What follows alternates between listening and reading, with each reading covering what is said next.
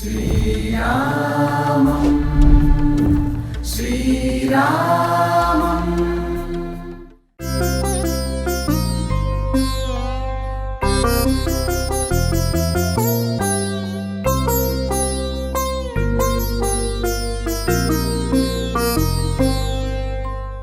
ఇప్పుడు మనం బడీదేవి కాళీమా టెంపుల్ దగ్గరికి వచ్చాం. బడీదేవి కాళీమా అంటే శ్రీరాముడు కులదైవం, శ్రీరాముని కులదైవం అనమాట. శ్రీరాముడు పూజించే మాత కాళీమాత. సో ఇక్కడే శ్రీరాముడు వచ్చి ఈ మాతకి, ఈ మూర్తికి పూజలు అందించారని, అంతేకాదు వాళ్ళ వంశం అందరూ ఇక్కడికి వచ్చి పూజలు అందించారని, ఆ తర్వాత సీతాదేవిని పరిణయం ఆడిన తర్వాత సీతాదేవిని కూడా ఇక్కడికి తీసుకొచ్చి పూజించారని కనకభవన్ అంటే సీతారాముడు వారి పరిణయం తర్వాత అక్కడికే వెళ్ళారు. సో అక్కడ కనకభవన్కి వెళ్ళే ముందు సీతాదేవిని కూడా కైకేయీదేవి ఇక్కడికి తీసుకొచ్చి ఇక్కడే పూజ జరిపించి దీని తర్వాతనే కనకభవన్ తీసుకెళ్లారని చెప్తారు. ఈ బడీదేవి కాళీమా ఇప్పుడు ఇక్కడ అయోధ్యలో ఉన్న వాళ్ళందరూ కూడా ఎంతో భక్తి శ్రద్ధలతో పూజిస్తారు. ఒక్కసారి మనం లోపలికి వెళ్ళి ఆ మూర్తిని, శ్రీరాముడి యుగంలో ఉన్న మూర్తి, అది ఏదైతే మూర్తి ఉందో అదే మూర్తి ఇప్పుడు మనం చూడబోతున్నాము. వేరే మూర్తి ఏమీ కాదు, అదే మూర్తి. దానికి ఎలాంటి మార్పులు చేర్పులు కూడా లేవు. అలాగే మూర్తి ఇక్కడ పెట్టారు. రాముడి తర్వాత నెక్స్ట్ యుగంలో కూడా ఎవరైతే వచ్చారో, రాజులు వచ్చారో వాళ్ళందరూ కూడా ఇదే మూర్తిని పూజించారని, తర్వాత రాజుల కాలంలో రాముడి తర్వాత వచ్చిన తర్వాత యుగంలో రాజులు కూడా వాళ్ళు యుద్ధంకి వెళ్ళే ముందు ఈ కాళీమాతకే మొక్కి వెళ్ళే వాళ్ళని, అందువల్లే వాళ్ళకి జయం వాళ్ళ వశమైందని కూడా చెప్తున్నారు. ఒక్కసారి లోపలికి వెళ్ళి మన మూర్తిని చూద్దాము. అక్కడ ఉన్న పండితులతో కూడా భక్తులతో కూడా మాట్లాడే ప్రయత్నం చేద్దామండి.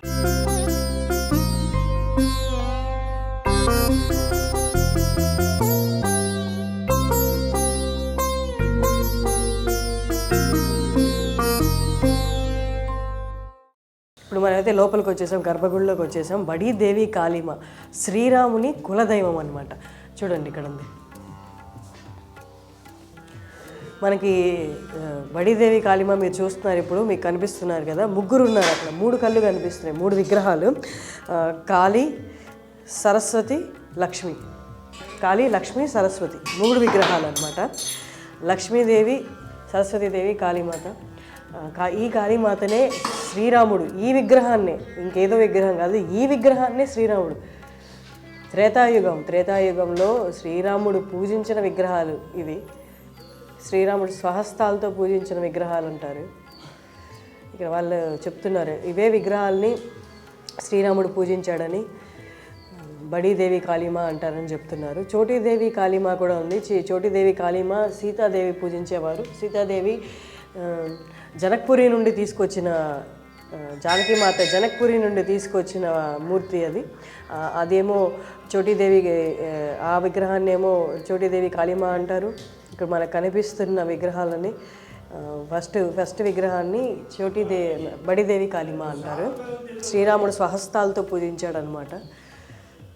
ఇది మనకి అయోధ్య నుండి సుమారు 7-8 కిలోమీటర్ల దూరంలో ఉంటుంది. అయోధ్య మెయిన్ సెంటర్ టౌన్ నుండి వచ్చిన వాళ్ళు బడీదేవి కాళీమాని దర్శించుకోవచ్చు. రాముడు తర్వాత వచ్చిన నెక్స్ట్ యుగంలో వచ్చిన రాజులు కానీ వాళ్ళందరూ కూడా యుద్ధానికి వెళ్ళే ముందు కాళీమాతని దర్శించుకొని కాళీమాతని పూజించుకొని వెళ్ళేవాళ్ళు. అందుకే వాళ్ళకి వెళ్ళిన యుద్ధాల్లో అపజయం అనేది ఉండేది కాదు. వాళ్ళు ఇక్కడికి వచ్చి పూజించుకొని వెళ్ళేవాళ్ళు అన్నారు. ఇక్కడ ఒకళ్ళు ఉన్నారండి, ఈ ఊరికి చెందిన ఆయన. వారిని అడిగి మాట్లాడదాము ఒకసారి. నమస్తే జీ. नमस्कार। आपका नाम? जयंत चतुर्वेदी। आप इधर से? हाँ, फैजाबाद अयोध्या। मैं फूड कॉर्पोरेशन ऑफ इंडिया से एक्स मैनेजर हूँ और केंद्रीय समिति दुर्गा पूजा फैजाबाद का संयोजक हूँ। ये माता का विशिष्टता के बारे में आप बताइए ना थोड़ा। तो ये माता देवकाली बड़ती जो है, ये भगवान राम की कुलदेवी का मंदिर है। 5-7 वर्षों से हमको ज्ञात हुआ है। राजा रघु के पीरियड से ये इनकी मूर्तियाँ उसके पहले से भी हैं, जिसमें माता कैकेयी ने यहाँ पर जो है सीता का ले आकर के दर्शन करा करके ही कनक भवन में ले गई थी। कुलदेवी का दर्शन करा गए माता कैकेयी ने। तो इनका जो पूरे विश्व मतलब भारत में जो आप देखेंगे कि वैष्णो माता में पिंड का रूप है। वहाँ पर 3 पिंड हैं और यहाँ पर माता महाकाली, महालक्ष्मी, महासरस्वती 3 की मूर्ति है। कहीं भी आपको भारत में नहीं मिलेगी 3 मूर्तियाँ एक साथ। यहाँ पर एक 3 पिंड है वैष्णो माता, 3 मूर्ति यहाँ पर है। ये भगवान राम की कुल देवी हैं। इनकी महत्ता जितनी भी की जाए कम है। 37-38 वर्ष से तो मैं ही दर्शन करता हूँ, बिना दर्शन किए आज तक हमने जल ग्रहण नहीं किया है। इनके बहुत ही जितना भी बड़ाई की जाए कम है।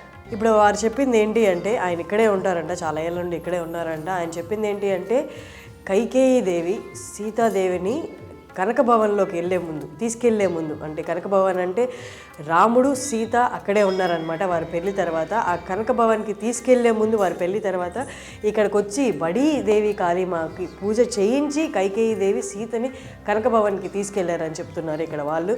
సో సీతాదేవి ఇక్కడ దాకా వచ్చి ఇక్కడ పూజ చేసుకున్న తర్వాతే వాళ్ళు కనకభవన్కి వెళ్ళారంట. అంటే మనం చెప్పొచ్చు వీళ్ళు చెప్తున్న దాన్ని బట్టి ఇప్పుడు త్రేతాయుగందే ఈ విగ్రహాలని చెప్తున్నారు.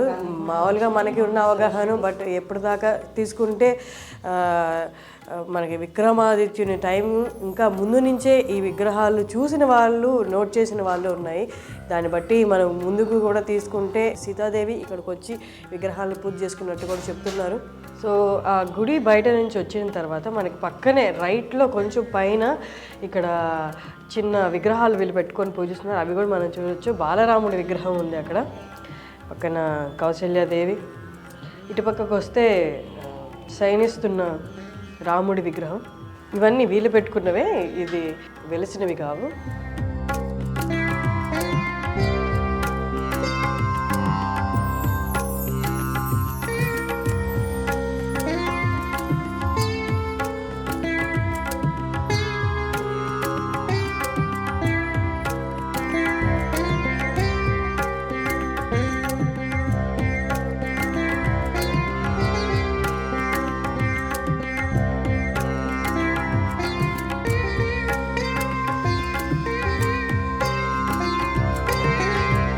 ఇక్కడ మనం కోనేరు కూడా చూడొచ్చు. గుడి ముందే ఉంది కోనేరు.